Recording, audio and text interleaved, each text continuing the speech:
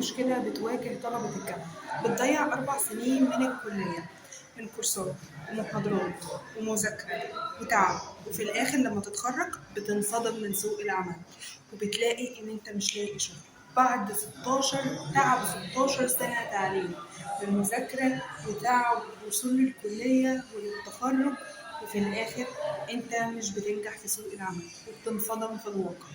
لذلك يا شباب، المذاكرة الأكاديمية مش هي اللي هتدخلك فلوس، مش هي اللي هتخليك تصرف على نفسك وتعتمد على نفسك، مش هي اللي هتخليك تعيش حياة مرتاحة. ابدأ من وانت طالب في الكلية، ذاكر انجلش وطور نفسك فيه كويس جدا. اللغة دلوقتي بقت مطلوبة جدا في سوق العمل. لذلك يا شباب، ابدأ من وانت طالب في الكلية انك تشتغل على الانجليش، ابدأ من وانت طالب في الكلية انك تعمل بيزنس وتطور نفسك فيه. شوف ايه المجال اللي انت شاطر فيه. مثلا لو انت بتحب قراءة الكتب، بتحب المجال التحفيزي وعندك شغف فيه، شخص بتحب تتكلم كتير وبتحب ان انت تدي نصائح للناس، ابدأ وخصص ساعة واحدة بس في اليوم جنب الدراسة بتاعتك. افتح قناة على اليوتيوب وابدأ نزل فيديوهات. صدقوني يا جماعة، لو انتوا ضيعتوا ال4 سنين كلية على المذاكرة الأكاديمية فقط بدون ما تطور نفسك في أي سكيلز، في أي مهارة تدخلك فلوس في المستقبل، فأنت هتعاني معاناة جامدة. ما تعملوش زيي. أنا ضيعت 4 سنين كلية في مذاكرة أكاديمية فقط. بعد التخرج معاناة جامدة. لسه ببدأ مذاكرة إنجليش، فالموضوع صعب جدا ومش لاقية شغل. لسه ببدأ بإن أنا بفتح بيزنس وبشتغل على نفسي، والبيزنس ده دلوقتي مش هيديني النجاح. لذلك يا شباب، اتعلموا وابدأوا من وانتوا طلاب في الكلية. ساعة واحدة بس، ساعة واحدة بس. ابدأ في قناة على اليوتيوب، ابدأ سوشيال ميديا ونزل. شوف ايه المجال اللي انت شاطر فيه، ايه المجال اللي بتعرف تتكلم فيه، بتعرف تحل مشاكل الناس. ابدأ افتح الكاميرا واتكلم. بتحب المجال التحفيزي والتنمية البشرية وانك تتكلم عن نجاح وعندك شغف اتجاه المجال، ابدأ واقعد اتكلم. يا شباب، انتوا محتاجين، لو انت من وانت في طالب في الكليه، من وانتوا كل ما انتوا تتعلموا او تتقنوا مهاره من وانتوا لسه صغيرين، فانتوا هترتاحوا بعد الجامعه. ابداوا اشتغلوا على اللغه، ابداوا افتحوا بيزنس. ساعه واحده بس في اليوم. الساعه دي بدل ما انت بتقضيها خروجات مع اصحابك بعد المحاضرات، وبتقضيها خروجات وبتقضيها فسح واللمه دي، كل ده مرحله مؤقته. مرحلة الكلية هي مرحلة مؤقتة، مرحلة استقرار الخروج والفسح واللمة الحلوة دي هي مرحلة مؤقتة. كل واحد فيكم هيتخرج بعد الكلية، محدش هيعرف حد، كل واحد هينشغل بحياته، وهتلاقي نفسك لوحدك منصدم في سوق العمل، بتنزل وبتلف على شغل ومش لاقي. كل ما هتيجي تتقدم على شغل هيسألوك سؤال واحد، مش هيسألوك انت تقديرك كام ولا جبت كام، هيسألوك انت عندك مهارات ايه، انت بتعرف تعمل ايه. لذلك لو انت ما اشتغلتش على نفسك وتعلمت اي مهارة او فتحت بيزنس من وانت طالب في الكلية، فانت هتعاني ومش هتلاقي شغل ومش عارف حتى تجيب مصروفك، وهتفضل تاخد مصروف من اهلك، فانت هتعاني معاناة جامدة. لذلك من وانتوا طلاب اتعلموا مهارات تغير من وضعكم المادي. انا اعرف ناس لسه ما دخلتش كلية ومتعلمة لغة وبتشتغل وهي لسه طالبة، لسه ما وصلتش لمرحلة الكلية، والمهارة دي مدخلة لها فلوس. لذلك المذاكرة الأكاديمية مش هتفيدك بحاجة، مش هتفيدك إنك ضيعت عمرك في مذاكرة ووقت ومجهود، وفي الآخر المذاكرة دي مش هي اللي هتدخلك فلوس، مش هي اللي هتخليك تصرف على نفسك وتعيش حياتك مرتاح، مش هي اللي هتخليك على الأقل تجيب الحاجات مستلزماتك ومصروفك الشخصي. لذلك اتعلم مهارات وابدأ ذاكر، بس المذاكرة تدخلي فلوس. أبدأ أذاكر إنجليش بس المذاكرة هتدخلي فلوس. لذلك استثمروا وقتكم وفي نفسكم، انكم تتعلموا بيزنس، انكم تتعلموا مهارات. في الفيديو ده هقول لك على 3 مهارات تطور بيهم نفسك عشان ترتاح بعد التخرج وتقدر ان انت تلاقي شغل بكل سهولة. اول حاجة اتعلموا انجليش، اللغة هي الأساس دلوقتي يا شباب.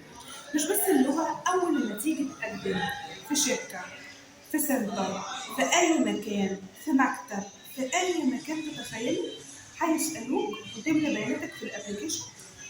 عندك مهارة اللغة، ساعتها هترد. لو انت مش مطور نفسك في اللغة، مش هتشتغل، مش هتلاقي فلوس. اللغة هي الأساس في أي شغل دلوقتي هتقدم فيه. غير إن اللغة أساس في أي شغل هتقدم فيه، هي كمان بتدخل فلوس كتيرة جدا. بنوك كتير بتطلب الأساس اللغة، والمرتب بيبقى من 10 ل 15,000. متخيلين الرقم؟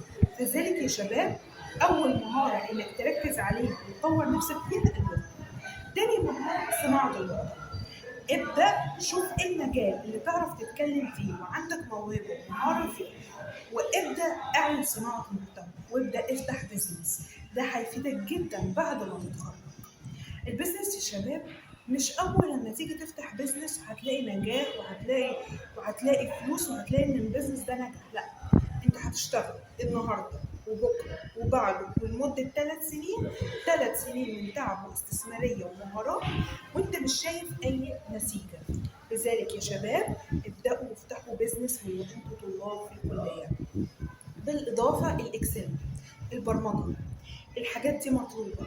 حتى مش بس لما تيجي تقدم في شركه، الاكسل والبرمجه وكل الكلام ده، لا، كمان في وظائف اونلاين من وانت في بيتك معاك لابتوب او كمبيوتر، تعرف تتعامل فيه ويدخلك مبلغ كويس جدا. لذلك يا شباب، عندكم 3 حاجات. شوفوا ايه الحاجه اللي عندكم مهاره فيها قويه او عندك شغف تجاه حاجه. لو انت بتحب البرمجه او بتحب الكمبيوتر، ابدا وذاكر وافتح قنوات على اليوتيوب وابدا برمجه، وابدا تذاكر برمجه واكسل وتحليل بيانات. لو انت بتحب اللغه وشايف نفسك انا عندي مهارات التدريس، انا عندي شغف في اللغه مع ان انا مستواي صعب جدا، ابدا اتعلم لغه. افتح بودكاست، اسمع بودكاست، اسمع افلام امريكيه، اسمع مسلسلات، اسمع فيديوهات عن اللغه، ان شاء الله ساعه واحده بس في اليوم. ده هيفيدك جدا. معكش فلوس للكورسات، ابدا افتح فيديوهات للافلام الامريكيه، اسمع مره واثنين وثلاثه، واعمل شادو بدل الوقت اللي بتقضيه تفتح التلفزيون وعلى السوشيال ميديا وخروجات مع الاصحاب وكل الحاجات دي اللي اصلا مش هتفيدك في حياتك وهتضيع وقتك على الفاضي. لا، ابدا واشتغل على نفسك، وابدا اسمع بودكاست وافلام امريكيه ومسلسلات وطور اللغه بتاعتك. ابدا افتح قناه على اليوتيوب وابدا وافتح بيزنس وشوف ايه مهاراتك. بالنسبه للشباب، لو مهاراتك تتكلم في الكورة، ابدأ وافتح تتكلم في الكورة. مهاراتك بتحب ان انت تتكلم كتير وبتحب تحل مشاكل الناس، ابدأ. الحاجة اللي انت فيها ابدأ. بخصوص البنات لو بتحبي الميك اب او السكين كير او عندك هواية شغف في المجال ده، فابدأي اعملي قناة على اليوتيوب وافتحي بيزنس من وانت طالبة. ساعتها هتحكي تخيلي كده، من اولى كلية او من تانية كلية بدأتوا في المشروع بتاعكم، في البيزنس بتاعكم جنب الدراسة بتاعتكم، جنب الجامعة بتاعتكم. تخيلوا بعد التخرج هتقصدوا كل اللي زعلكم ساعة واحدة باليوم. النجاح يا جماعة يا شباب مش محتاج 24 ساعة نقتل نفسي من الشغل وأقتل نفسي من التعب، لا. النجاح هو عبارة عن خطوة صغيرة. كل يوم أنا بنزل فيديو على قناة على اليوتيوب.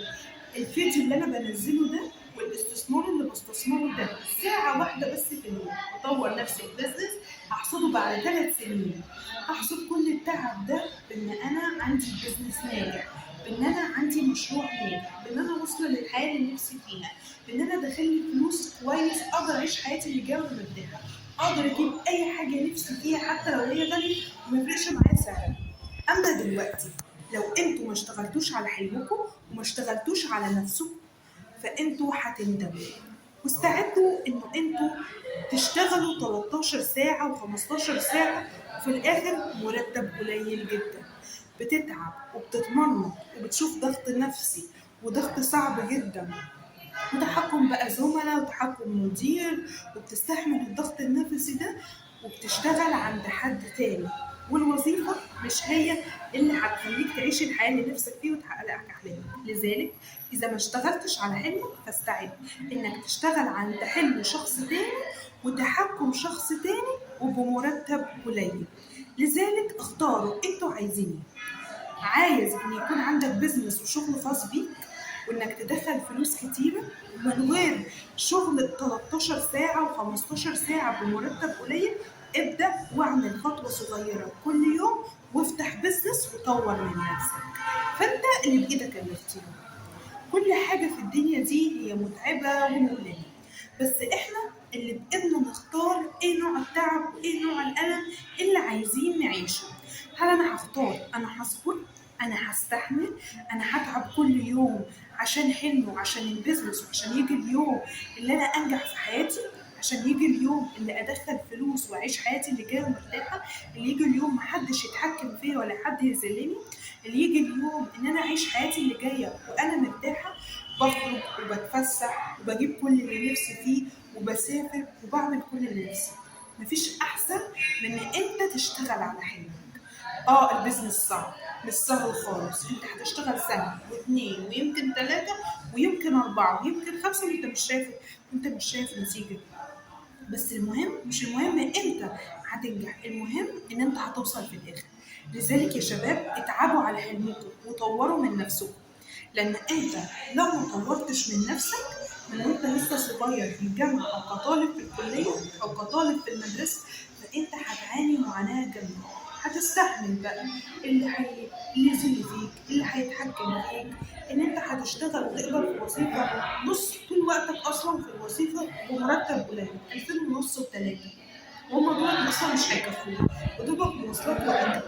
فلذلك اشتغلوا على حلمكم، اتعبوا على حلمكم، استحملوا الوجع وكل الالام وكل الصعوبات وان انتم مش شايفين نتيجه، مفيش حد شايفكم اصلا. استحملوا كل ده عشان تقدروا توصلوا للحياه اللي نفسكم فيها، عشان تقدروا تعيشوا الحياه اللي بتحلموا بيها، عشان تعيشوا حياتكم اللي جايه وانتم مرتاحين. ده بودكاست رحلة العشرينات للنجاح في حياتكم الأكاديمية والمهنية مع الكوتش أماني.